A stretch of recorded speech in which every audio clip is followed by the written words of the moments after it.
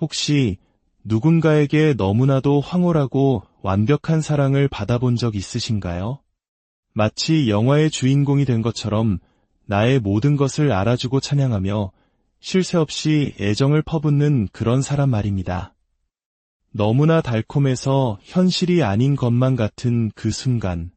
하지만 만약 그 모든 것이 치밀하게 설계된 심리적 함정의 시작이라면 여러분은 어떻게 하시겠습니까? 오늘 우리는 사랑 폭격, 즉 러브 바밍이라는 행위의 가면 뒤에 숨겨진 진실과 그것이 우리를 어떻게 파괴적인 관계의 늪으로 끌어들이는지에 대해 깊이 파헤쳐보고자 합니다. 이 이야기가 더 많은 분들에게 닿아 스스로와 소중한 사람들을 지키는 지혜가 될 수 있도록 잠시 시간을 내어 구독과 좋아요를 눌러주시면 감사하겠습니다. 여러분의 작은 관심이 누군가에게는 큰 빛이 될 수 있습니다. 러브바밍은 단순히 연애 초기의 뜨거운 열정과 다릅니다. 이것은 공유된 환상이라고 불리는 거대한 심리적 연극의 첫 번째 막입니다. 이 개념은 1989년 정신분석가 샌들러에 의해 처음 제시되었습니다. 그가 설명한 공유된 환상의 가장 무서운 점은 이것이 상대방의 반응에 따라 변하는 상호작용이 아니라는 것입니다. 이것은 마치 잘 짜인 각본처럼 시작부터 끝까지 정해진 길을 따라가는 강박적이고 자율적인 과정입니다. 당신이 아무리 노력해도 그 흐름을 바꾸거나 방해하거나 다른 방향으로 이끌 수 없습니다. 모든 것은 나르시시스트의 내면 세계 안에서 이미 결정되어 있기 때문입니다. 그 첫 단계가 바로 우리가 사랑 폭격이라 부르는 이상화 단계입니다. 나르시시스트들은 이 단계에서 당신이라는 실존 인물과 관계를 맺는 것이 아닙니다. 그들은 먼저 자신의 마음속에 당신의 완벽한 복제품, 즉 내적 대상을 만들어냅니다. 그리고 그 가상의 존재에게 현실의 당신에게는 없는 온갖 비현실적이고 환상적인 특성들을 부여합니다. 신과 같은 지성, 눈부신 외모, 한치의 오점도 없는 완벽한 인격. 그들은 바로 자신이 창조한 이 완벽한 허상과 사랑에 빠지는 것입니다. 그리고 당신은 그들이 만들어낸 완벽한 거울이 됩니다. 그들은 당신이라는 완벽한 존재를 소유함으로써 자기 자신 또한 완벽하다고 느끼게 됩니다. 마치 희귀한 명품 자동차나 예술품을 소유함으로써 자신의 가치가 올라간다고 믿는 것과 같습니다. 이것은 일방적인 이상화가 아니라 당신을 통해 자기 자신을 이상화하는 상호 이상화의 과정인 셈입니다. 그렇다면 나르시시스트는 이런 복잡한 심리적 연극을 펼치는 것일까요? 여기에는 몇 가지 중요한 심리적 기능이 숨어 있습니다. 첫째, 그들은 당신을 어머니상으로 만듭니다. 나르시시스트의 내면 깊은 곳에는 채워지지 않는 유아기적 갈망, 즉 무조건적인 사랑에 대한 끝없는 허기가 자리 잡고 있습니다. 그들은 당신이 바로 그 완벽한 어머니가 되어주길 바랍니다. 그래서 끊임없이 당신을 시험합니다. 일부러 무례하게 굴고 선을 넘는 행동을 하며 당신의 반응을 살핍니다. 내가 이렇게까지 해도 나를 떠나지 않을까? 그렇다면 그녀는 진정한 사랑을 주는 좋은 엄마야. 만약 떠난다면 나를 버린 나쁜 엄마일 뿐이니 없애버려야 해. 이 모든 것이 그들의 무의식 속에서 벌어지는 시험입니다. 둘째, 그들은 두 가지 강력한 미끼를 던져 당신을 환상 속으로 유인합니다. 첫 번째 미끼는 상처받은 내면의 아이를 연기하는 것입니다. 그들은 마치 세상의 모든 고통을 짊어진 듯 트라우마와 아픔으로 가득 찬 연약한 모습을 연출합니다. 이러한 모습은 우리 마음속 깊은 곳에 있는 정, 즉 보호 본능과 모성애, 부성애를 자극합니다. 내가 이 사람을 구원해 줘야 해 라는 생각을 갖게 만드는 것이죠. 두 번째 미끼는 더욱 교묘하고 중독적입니다. 바로 나르시시스트의 눈을 통해 당신 자신의 이상적인 모습을 보게 해주는 것입니다.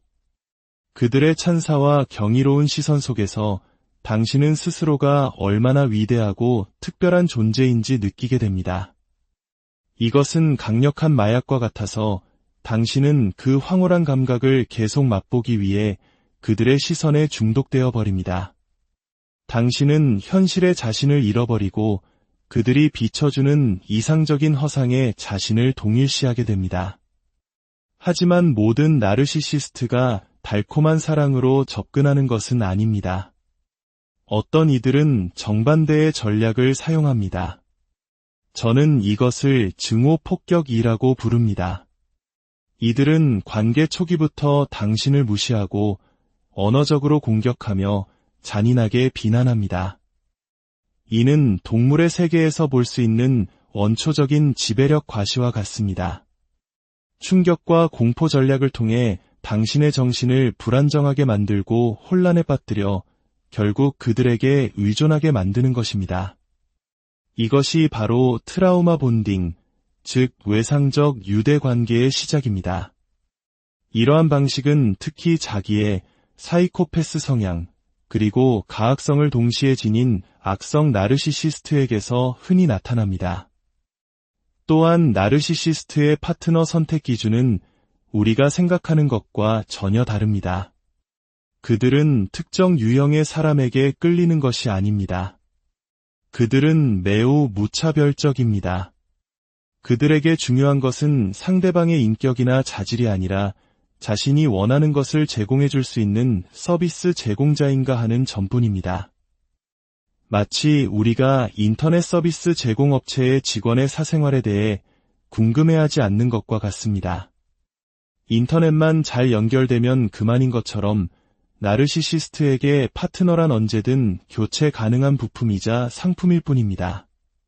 그들은 오직 4가지, 즉 성, 심리적 에너지 공급원, 안전, 그리고 각종 서비스를 제공해 줄 수 있는 사람을 찾을 뿐입니다. 나르시시스트의 피해자들은 종종 자신이 너무 착하고 공감 능력이 뛰어나서 선택되었다고 생각하며 혼란스러운 상황을 이해하려 노력합니다. 하지만 슬프게도 진실은 다릅니다. 그들은 단지 유용한 서비스 제공자였을 뿐 그 이상도 이하도 아니었던 것입니다. 이렇게 공유된 환상의 무대가 완벽하게 갖춰지면 필연적으로 다음 막이 오릅니다. 바로 평가절하 폐기입니다.